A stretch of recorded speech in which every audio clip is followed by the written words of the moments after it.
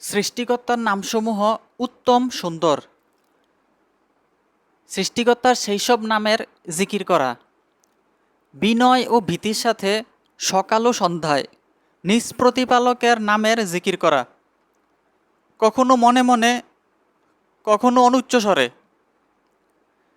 সৃষ্টিকর্তার নাম নিয়ে তার তাসবিহ পাঠ করা, বেশি বেশি তাসবিহ পাঠ করা ও জিকির করা নবীদের আদর্শ। সৃষ্টিকর্তার নাম নেওয়া সফলতা অর্জনে সহায়ক। মুসলিমরা শত্রুদের মুখোমুখি হলে অবিচলতা প্রদর্শন করা, সৃষ্টিকর্তার নাম বেশি পরিমাণে স্মরণ করা, সৃষ্টিকর্তাকে তার নামের মাধ্যমেই ডাকা। যারা সৃষ্টিকর্তার নামের ব্যাপারে বাঁকা পথ অবলম্বন করে তাদেরকে বর্জন করা।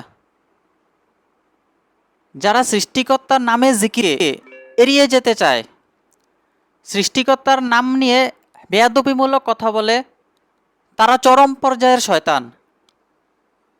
যারা ঈমান আনে ও সৎকর্ম করে তাদের ঠিকানা জান্নাত,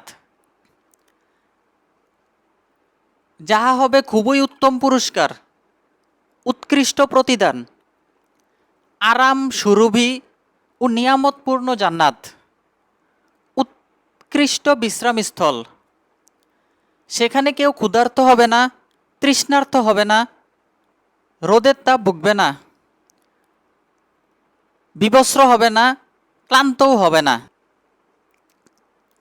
জান্নাতীরা সবসময় তাদের মনের কাঙ্ক্ষিত বস্তুরাজির মধ্যে থাকবে। তাদের অন্তরে যে দুঃখ ও বেদনা থাকবে তা দূর করে দেওয়া হবে। তাদের চাহিদা মতো তাদেরকে একের পর এক ফলমূল ও গোশত দেওয়া হবে। জান্নাতীরা থাকবে সৃষ্টিকর্তার তার সান্নিধ্যে, সত্যিকারের মর্যাদাপূর্ণ আসনে। উত্তম কাজের প্রতিদান উত্তম ছাড়া আর কি হতে পারে।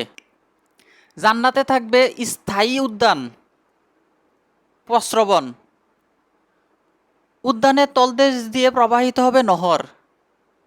সেখানে থাকবে এমন পানির নহর যে পানি কখনো নষ্ট হবে না, এমন দুধের নহর যার স্বাদ কখনো অপরিবর্তিত হবে না, এমন মধুর নহর যাতে কোনো ময়লা থাকবে না, এমন সুরার নহর যাতে স্বাদের কোনো কমতি থাকবে না। জান্নাতীরা ভাই ভাই রূপে মুখোমুখি হয়ে উচ্চ আসনে আসীন হবে।